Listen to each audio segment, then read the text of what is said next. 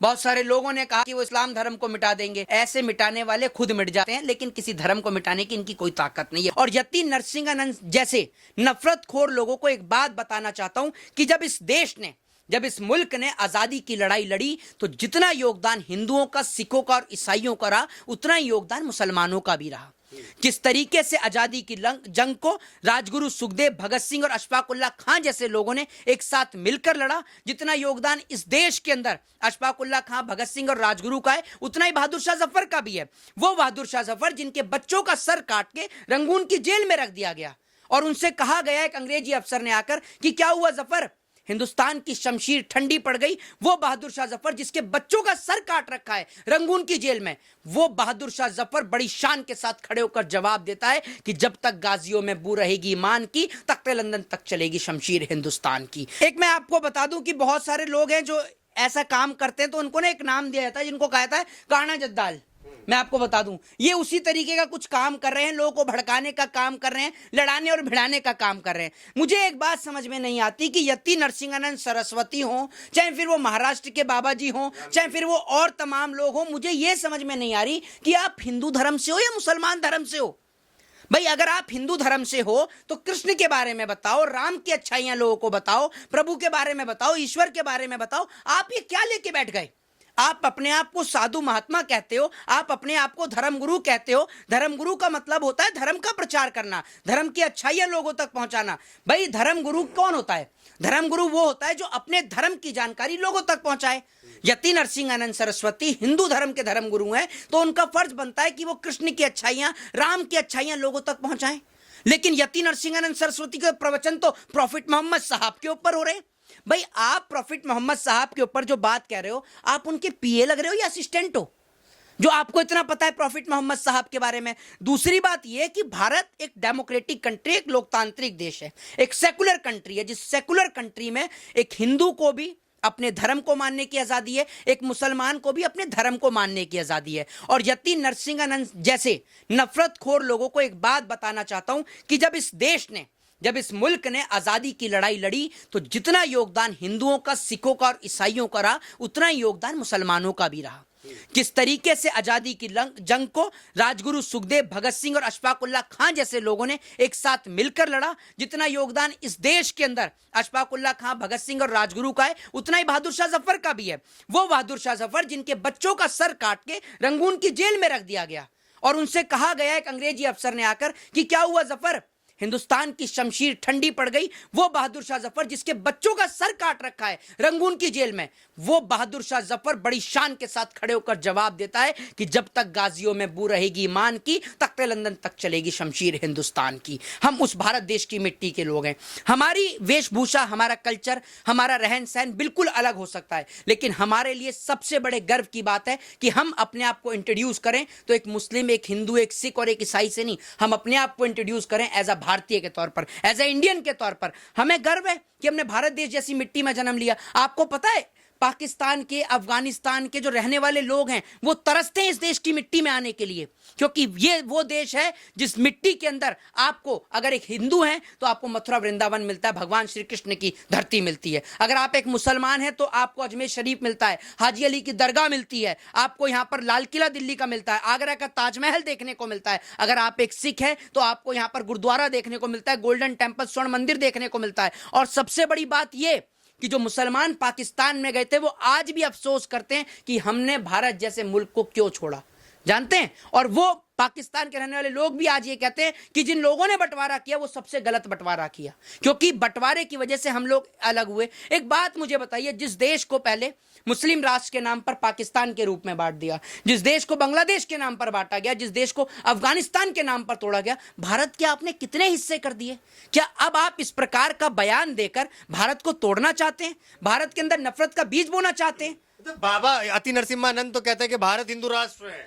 मैं आपसे यह कहता हूं कि अगर भारत हिंदू राष्ट्र है तो एक बात आप मुझे बताइए कि भारत के अंदर जो तमाम जो बड़ी बड़ी पॉलिटिकल पार्टियां हैं, आज सबसे बड़ी पार्टी है political party Bharatiya Janata party. Bharatiya Janata party इस देश को हिंदू राष्ट्र घोषित क्यों नहीं कर देती? मैं आपसे पूछता हूं, बताइए आप मुझे, भारतीय जनता पार्टी हिंदू राष्ट्र क्यों नहीं घोषित करती अगर आप कह रहे हैं कि भारत जो है वो हिंदू राष्ट्र है? दूसरी सबसे बड़ी बात यह है कि बीजेपी के तमाम बड़े बड़े नेताओं ने अपनी बच्चियों की शादी जो है वो मुसलमानों से कर रखी है। और दूसरी बात, सबसे बड़ी बात, देश के प्रधानमंत्री आए दिन मस्जिदों में जा रहे हैं घूमने के लिए। और मैं आपसे एक चीज कहता हूं कि वो प्रॉफिट मोहम्मद साहब जिनके अंदर देश के लाखों करोड़ों मुसलमानों की आस्था है, और वो मुसलमान जिन्होंने आज़ादी के लिए अपना योगदान दिया, जंगे आज़ादी हमने एक साथ लड़ी। देखिए यति नरसिंहानंद को मैं एक बात बता दूं, जो काम आप कर रहे हो ना, आज से कई साल पहले ये काम अंग्रेजों ने किया था।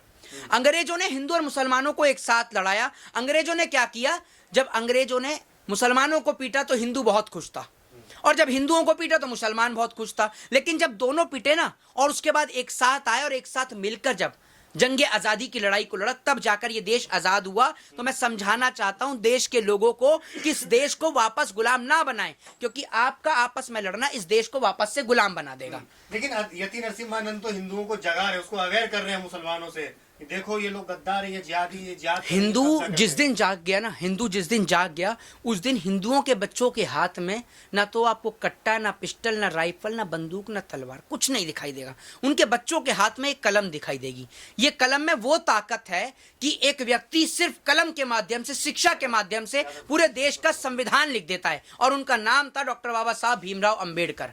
तो कलम में तो बहुत ताकत है। कलम के बच्चों को आप अगर आप कहते हैं, आप ये तो हिंदुओं को बयान दे रहे हैं कि भाई आप जो है तलवारें उठाइए, ये उठाइए, आए दिन ऐसे बयान देते हैं। ये एक चीज मैं आपको बता देता हूं, हमारे देश की बहन बेटियां हैं, और वो जो किसी भी आपका एक, मैं आपको बता रहा हूं, एक पार्टी का वाद और विवाद अलग हो सकता है, लेकिन इस तरीके की गंदी भाषा का प्रयोग हमारे देश की बहन बेटियों के लिए करना सरासर गलत है। और मैं तो ये कहता हूं कि देश की पॉलिटिकल पार्टियों को अपनी आपसी लड़ाई को छोड़कर जो देश में जहर फैलाने वाले लोग हैं उनको उठा के जेल में डालना चाहिए। एक बात आप मुझे बताइए, देश की कितनी बड़ी बड़ी नेता जो हैं वो निकली हैं पॉलिटिकल पार्टियों से, आप मुझे बताइए ना। और IAS IPS रहते हुए पार्टी को ज्वाइन करिए। ये मैं आते हैं